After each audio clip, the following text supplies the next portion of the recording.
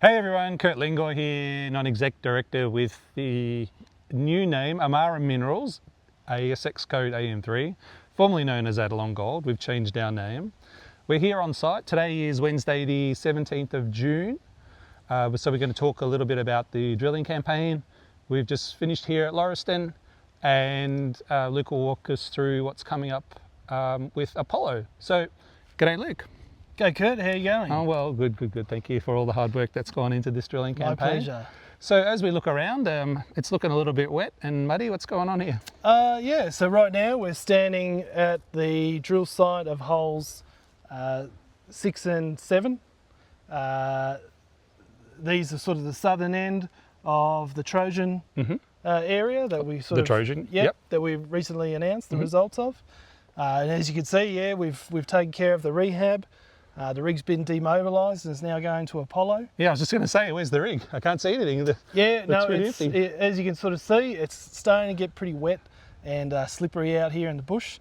So rather than cause too many issues to the tracks and tear them up, trying to get heavy machinery in, it's better that we just pause for the winter, let everything dry out, and then look at coming back in the drier months at the end of the year. Okay, so we have finished our initial diamond drilling campaign here at Lauriston? Yeah, that's correct. So from those results, we'll interpret what we've got, and then we'll look at planning and seeking approval for follow-up drilling. So how many metres did we drill all up here? Initially we'd planned 3,000, but if we include Comet as well, we did closer to 4,000. That's excellent. But within the same budget, so we're happy with that result. So the rig's been packed down. I believe it's in maintenance at the moment. Yeah, it's having a few things done to it. Perfect. We've kept those boys pretty busy. Thank you to GMP. Yeah, GMP have been great. They've always been a great crew to work with, and they're in the process of getting everything ready and heading up to Apollo. So we'll come back to Apollo in just a little bit, but we'll cut it to a little bit of footage as well, just to sort of show the landscape. But we're standing right here on a drill pad. Yeah, that's correct. So if you can imagine, the drill rig was sitting basically just there. That big massive truck. Yeah, that big massive truck. There was, gear all around us, and the pipes everywhere, tanks. Pipes everywhere. It's a big process. We've got to source water and then get it in here. Obviously, these tracks are quite narrow. You can't get in a 10,000, 20,000 litre tanker. So we have to set up tanks up on the hill and then gravity feed. And gravity feed down, yeah. So this, the drill rig was active here, and buried in the ground is a hole that we drilled. Yep. So this is, looking, for all of the activity that was going on here, it looks fantastic in terms of the ground disturbance. I don't know the exact specifics of So what happens when you rehab a hole? Like talk us through that. What is that? So the collar is buried. Approximately, we put a plug in it about 1 metre deep. It's then backfilled. We then scatter, loose leaves, loose leaf litter, that sort of thing, just to sort of help the native grasses and other plants to come back. So in terms of our overall responsibility as part of our mandate and the forest, do the regulators come out and inspect, or how does that work? Yeah, the regulators do come out and inspect regularly. So yeah, they've viewed some of the work that we've done out here at Yankee. Okay. And it's been a great result. That's fantastic. So just looking around, Luke, the trees here, the forest is in fantastic condition. Tell us a little history of where we are. Yeah, well, so the new Trojan shaft is just over on the hill behind us. So in the 1800s, we've got the Yankee down there that was mined. Trojan proper, new Trojan over here. But this area has been logged, during the 1900s. We're actually standing on an old logging track. But yeah, the Australian bush is amazing. It just springs back to life straight away. So was this just barren land back in the old time days? During the 1800s, a lot of this would have been cleared. Yeah, wow. Especially because the mill at the historic workings was run by boiler, so it needed fuel for its fire. Whereas if we look at Barry's Reef, that used a water wheel for most of the power over there. Okay, fantastic. Yep. Okay, so where are we right now? So we're at the new Trojan. This is the Discovery open pit. New Trojan was discovered in about the 1930s. They excavated this pit You can see just behind us here, this is the footwall of the fault that hosts mineralisation. Then later on, we'll take a look at where they put in a vertical shaft and then chase this at depth.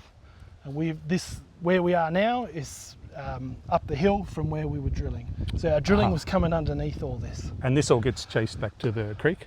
Yeah, the structure, as far as we know, extends all the way down to the creek where it intersects the anticline, the Yankee anticline. Okay, so in terms of an overall, I guess, summary of the drilling campaign, how do you feel the campaign went overall, given it's our initial diamond? Good. The surprising fact of the drilling campaign was how consistent this structure is. We hit it exactly where we anticipated to hit it based on what we'd observed in this pit and down the shaft. So that's very encouraging. We've only tested a very short strike length of this structure. It's 250 metres, but what we've seen is looking very similar to what we've got at Comet.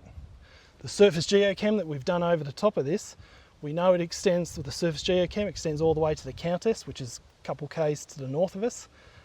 So this is looking like a really large system.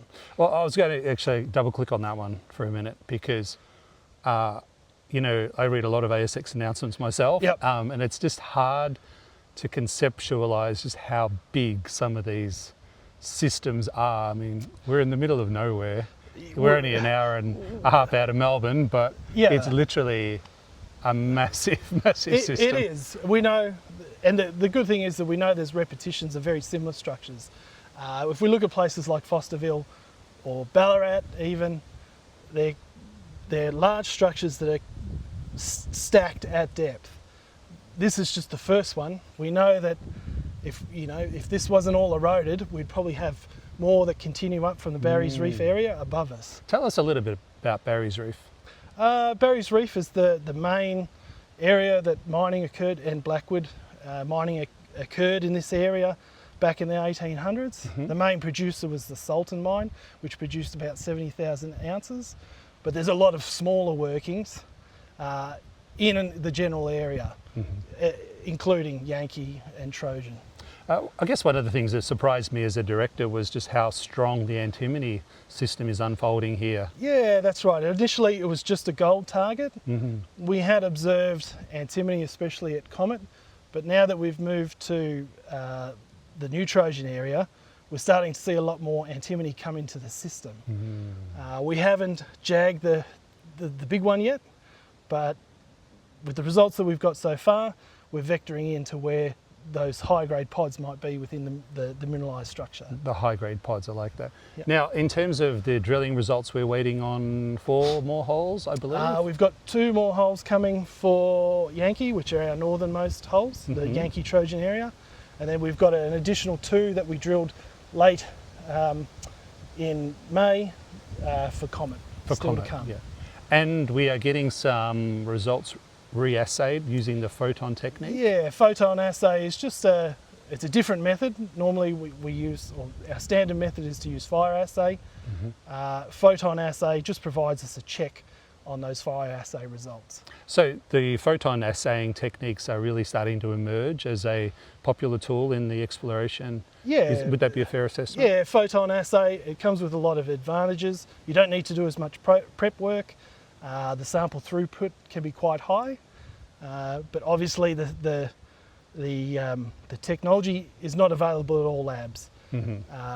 So they're still trying to get our samples slotted in amongst everyone else's, and there's a lot of exploration going on. It's a first come first. Yeah, it's a first come first served. Thanks a lot, Mike. First come first served basis. That's it. And I believe we're using ALS. Is that right? Yes, we've been using ALS in Orange for all our sampling around. Big shout out to the boys and girls at ALS. Yeah, they've done a fantastic job. Like everywhere else, they're getting hammered too. Yeah, I bumped into some of them recently in Sydney at the conference RIU, and I was surprised to learn that our lab samples are being sent all over the country, and it's load shedding, I believe, is the... That's right. So ALS, their photon assay facility is over in Perth, so all the samples have to go there. We've got to get our samples here from Victoria up to New South Wales. There's a good week in that. Yeah, it's the way the system is currently sort of working, but everyone's trying their best to Well worth it. to push those samples through as quickly as possible. Now, I'm not a geologist, so explain it like I'm 5. How do we do a fire assay sample versus a photon assay sample? So a fire assay sample, the rock that we send off, the half core that we send off, is crushed and pulverised, and then a small sample of that is taken for the fire assay, which is to dumb it down as much as possible. Please do, yeah. They essentially burn off everything else, and we're only left with a small amount of gold. They can then back calculate how much gold is from that original sample mass. So when they do the fire assay, it's in a crucible, I believe. That's correct, yeah. Is it 30 to 50 grams of the sample? Is that about right? That's right, yeah. Ballpark? Yeah, that's correct, yeah. So when we cut to the core sheet a little bit later on, see some of the rock there, like a 30 to 50 gram sample is a couple of tablespoons, I suppose. It's not much. The photon assay differs and it uses a larger sample size, typically 500 grams. 500 grams. What that does is that when you're dealing with nuggety gold, you might take 10 samples, but if there's only a single nugget of gold, you might not necessarily get the gold in each of those samples because it exists as a nugget. So you just got to know which scoop to take out. Is that about right? No, I'm kidding. Yeah, the labs don't do anything like that. No, they split it, they homogenise it as best they can, and then they split the sample, so the resultant sample is as representative as it possibly can be. Well, I personally find it fascinating as someone who studies these techniques and exploration results and targets, is just so the luck, I suppose, of getting the right sample, or is it pure luck, or does it come down to absolute skill as well? No, nugget effect is a known occurrence. Victorian gold, it's the most classic example of nuggety gold. Nuggety gold. Hence why we've produced some of the largest gold nuggets in the whole world. The Welcome Stranger, for example. The largest gold nugget was found not here in Blackwood, but in Victoria. In Victoria, yeah. Which is completely different to a system like WA or South African gold. Exactly. There's similar sort of systems, but yeah, Victorian gold is quite complicated, and it was always considered to be too hard than a lot of other places for things like the nugget effect. And it just sort of strikes me as like miraculous that with all of the effort that goes into this, like the truck, the rig, the core, the tray, the cutting, the samples, to come down and report intercepts in an ASX announcement is it's actually art and science. It is. It takes a lot of work, and we're a very small team. But yeah, we're giving it everything we've got. That's fantastic. Okay, so as we wrap up here, the summary of the drilling campaign, we'll get to the technical stuff in a minute. What's ahead for Lauriston? What's next? Right now, the drill rig will be relocated to Apollo.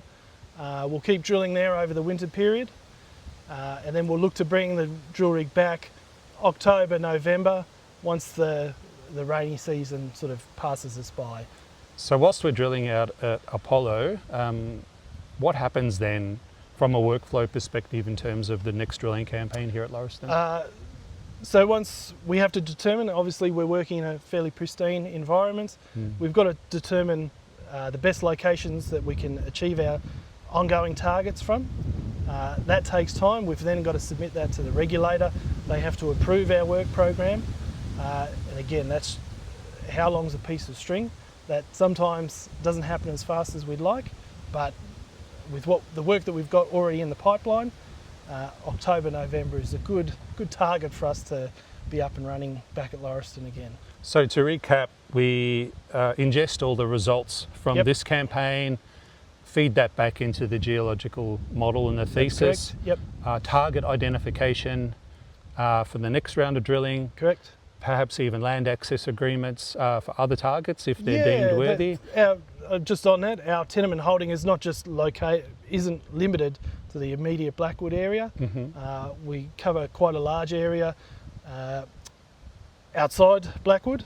A lot of that's private property, so that we need to get a an access agreement with landowners to be able to explore on their property. Yeah, okay. So in terms of field work, I believe the team from SciAps were down yesterday with their XRF gun. Yeah, SciAps were down here yesterday. They're great. They sort of ran through a few of the finer details of the XRF and how we can improve the results that we're getting from the soil sampling that we've done so far. Shout out to Ada and Wayne. Hi. Yep. See you at the AIG conference tomorrow. Now, what does XRF do for us? XRF is just a quick and dirty way where we can, especially with soil samples, get an idea of the mineral content of arsenic, antimony within a soil sample. Mm-hmm. So that's field work, like rock samples and stuff? Yeah. Excellent, fantastic. Okay. With Ian, 10 years at Fosterville, around the time of the discovery of the Swan Zone, and yourself, exploration manager at Costerfield. Yep. Tell us a little bit about the significance of Costerfield, the Costerfield mine, even dating back to World War II. Yeah, so the Costerfield mine itself, it was the main source of antimony for the Empire at the time, so the British Empire. The Empire strikes back. Yeah, the Empire did strike back. So that, for munitions and those sorts of things, Costerfield was extremely important during World War II and even World War One. The uses of antimony have changed over the time. Like right now, it's more used in fire retardants. If you sit in a chair on an aeroplane, it's been treated with antimony. Okay. Because it's a great fire retardant. And military applications, obviously, hence the US interest. And there's lots of military applications as well. Absolutely fantastic. Yep. So look, for the technically inclined, let's talk geology and rocks for a minute. Yep. Let's go. Tell us, what sort of rocks and structure are we seeing here? So right now we're standing at the very top, or the surface expression of the structure that we've been targeting at depth. So this is commonly referred to as the new Trojan. We call it the sort of Yankee shear, the Trojan shear. So basically this surface here is the footwall. It dips down to the west over there. Just to a little bit further to the west of us is the old timers shaft that we mined vertically, then across to the down dip extent of this structure. And then our drilling has been from at the base of the hill coming underneath this coming way. under, yeah, that's right. So we're trying to chase out underneath where the old timers were working. That's correct, yes. So in terms of rock, geek out for me, what are we seeing? I've heard things thrown around like arsenopyrite and stibnite halos and... Yeah, that's right. So these structures, a lot of the fluid has basically come up these structures and then that's what's deposited, the gold and the antimony. That occurs within quartz veins. There's plenty of examples of quartz around here. But in this particular instance, it's been taken out and then they chased it deeper. And they chased it down. If we go to the main shaft, we can see some of the bedding that sits above the structure. So the type of rock, coupled with the discovery, the results that have come out so far, are there any parallels to other projects in the area?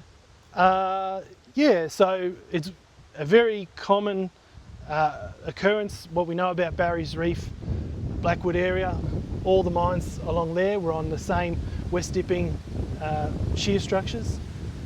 We're further east than those places, and it's just a repetition of those same structures. So it's a saddles occur. Yeah, it's a sedimentary hosted. Well, the shear structure is hosted within folded sediments. Down at the Yankee, we do have what looks to be a saddle reef, more similar to Bendigo, but these shear structures are more akin to what we see at Fosterville. Okay, fantastic. That's very good. So this is the new Trojan shaft. We were just slightly up the hill. This shaft goes down about 15-20 metres.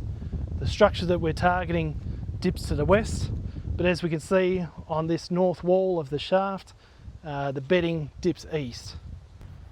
Yep, so right now we're at the Yankee. This is the old Yankee mullock dump, or what's left of it. Most of it got used as road base on the various tracks around here. Just behind us is the Yankee shaft, and just in the far distance over there is the old smokestack from the boiler. And then this hill, this comprises, it was originally known as the Clunes in Blackwood back in its discovery, but then later became known as the Yankee, and there's quite a few adits that go into the hill through here in addition to the shaft. And then just south of us is the Trojan. And is that a creek down there, Luke? Yeah, that's Peacock Creek. Peacock Creek. Which joins Yankee Creek, which is just over here. Now, Luke, moving on, we're about to start drilling at Apollo in the near future. That's correct. Tell us a little bit about the Apollo project. Where is it and why is it important? So Apollo project is located in the Strathbogie Ranges, so just to the north of Bonnie Doon. As in Lake Eildon, Bonnie Doon? Lake Eildon, Bonnie Doon, the castle, yeah, everyone knows it, the Serenity. Line. Yeah, yep. Serenity. So it's part of the Walhalla Woods Point gold belt. It sits right at the north of that belt where the Strathbogie granite has intruded and cut the sediments off. Apollo itself is very different from what we look at here. It's a much more mesozonal character ore body.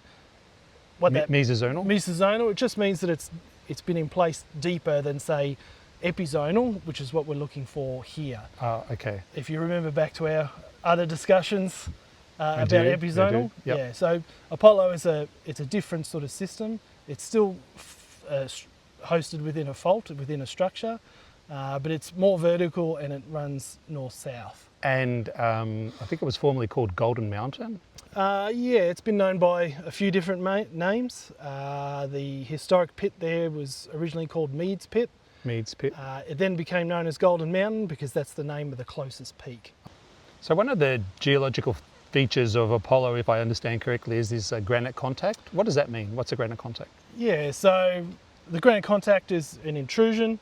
It's the Strathbogie granite that's intruded the country rock, the host rock around it. And in that process, it's remobilised some of the gold.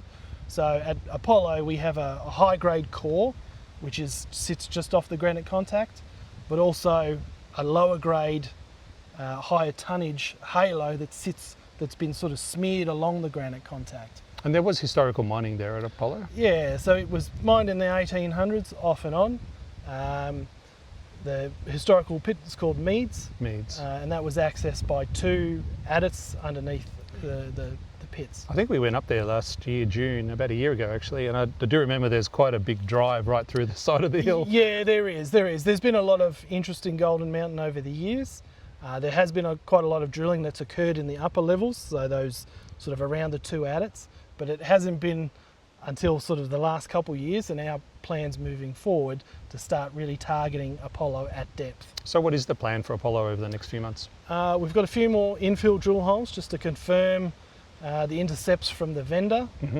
Once we've done that, there's quite a lot of work in upgrading some of the tracks that are around there. Okay. They haven't been well maintained. All right. And to get heavy machinery in, like the drill rig, they need to be refurbished. But once we've done that, it's off to the races. Okay, so just going back to some of those historical results, I've got my notes here. Yep. So some of those holes there, referring back to ASX announcement, punters, 39 metres at around 7 grams per tonne gold, 28 at 10, 55 at 3. They're pretty exciting numbers. Yeah, they are. Part of the large width of those is in relation to the drill angle. It's a very steep peak. So mineralisation is steeply dipping. Some of the drill holes are quite, they cross-cut at a sort of not the most ideal angle. That's why they're a bit wider than... A bit tricky. With the Apollo program, the plan is to bring the drill rig back here to Lauriston? Yeah, that's right. Access here is very weather dependent. It does get quite muddy, slippery, boggy in the winter. With the El Nino predicted for later this year, we might be able to get back sooner, but at this stage we're looking around October, November, same as last year. Fantastic. Well, that about wraps it up for today. Thanks very much for your time, Luke, as always. It's great to hang out with you. Terrific. Thanks very much. All right, Thanks punters. ASX code AM3, AM radio number 3. Give us a look, pop us on your watch list. Thanks for your attention.